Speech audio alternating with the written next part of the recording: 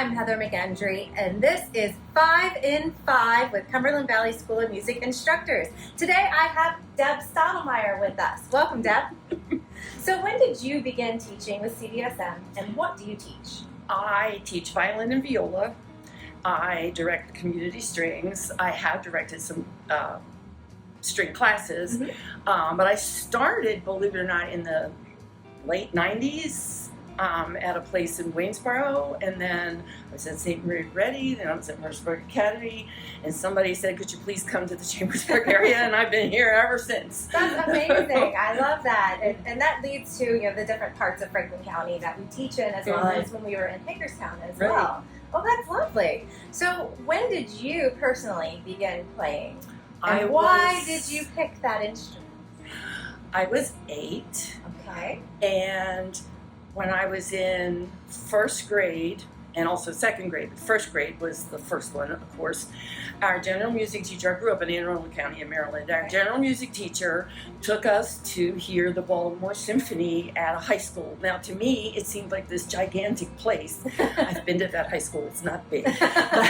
But we sat on the floor, and I was just, my mouth was just on the, I was like, I want to do that. I wanted to play cello. Okay. And the next year, when I got to third grade, we had a person who had started the instrumental music program in our county, and he taught everything. And he came around and, was talking about the instruments. And he gave me he said, what did you want to play? And I said, well, I can't decide between cello or violin. He handed me the sheet, and I saw the price, and I said, I'll play violin. Because I knew what money was like, and I was like, okay, I'm not asking my mother for the cello, I'll ask my mother for the violin. And once I started, I wasn't allowed to stop. So, but the thing is, I saw the Baltimore Symphony. Sure. They were all men except one woman. Oh. And I, in my little brain, thought, oh, don't women do that? But I want to do that, so I did it anyway. And, of course, things changed over time. But yes, absolutely. That's amazing. 8 years old. Yeah, I get that when you're choosing between different instruments, and sometimes it's nothing to do with the instrument, the reason you end up picking it. It might be price, it might be size, it might be availability. Yeah, it's probably a good thing, because my hearing is better with the high than it is with the low anyway. So, well, it turned out for the best. Yes, it did. So what is your best or favorite memory of your time here at CVSM?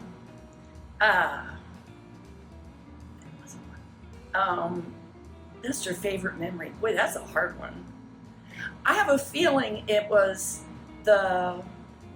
one of the anniversaries we had that was downtown at the Capitol Theater, and we actually got alumni in with the community strings, and Herm directed it, and that was a really favorite time for me. The other, and I guess a close second would be one of the anniversary ones at the Capitol Theater when we played Under the Sea. It was a quartet, and my daughter put that crazy fish thing on her head. Yes, I remember that. So, I love that. Yeah, some of the Gala Showcase concerts, especially on the anniversary years, are pretty epic, and we do some fun things. Yeah, those are great. So what are 2 things most people don't know about you? Most people don't know that my ancestors are, a large part Native American. Okay.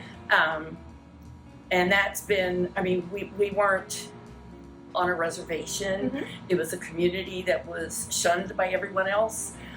So a lot of those Native Americans from that particular tribe moved to Maryland, where nobody cared, sort of. Yeah.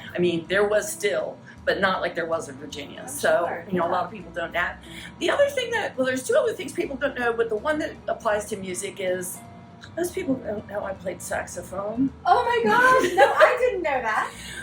I got into junior high, and I was bored to death in the strings class because I took private lessons. I was bored, and it met at the same time as the band. And I talked the strings teacher into letting me play something in band if I could figure out what.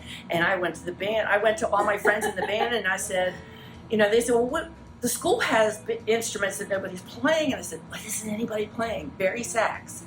I was 4'11". I was very short, and that Barry sax was about as big as me. Oh my gosh. And the band director handed me the instrument, showed me how to put it in my mouth, handed me a book, and I taught the rest myself. You know, she had to put it. It was so heavy. It went like this. I ended up. So she had to get a stand that was on wheels, and I can still remember my first concert playing.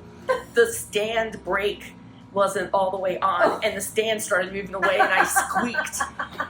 And a friend of mine on alto sax was livid. I Yeah. think we're going to need picture proof of that. Yeah, I don't know if I can find it or not. I have marching band from college, so I can find that one. That'll be great. Oh, I love that. And finally, our fifth question: what is your favorite quote and why? And in the end, the love you take is equal to the love you make, which is a quote at the end of one of the Beatles albums. And I don't know, it's just always stuck with me because that's the way I feel about everything. You get back what you give. Yeah. And that's how I feel about everything that I do.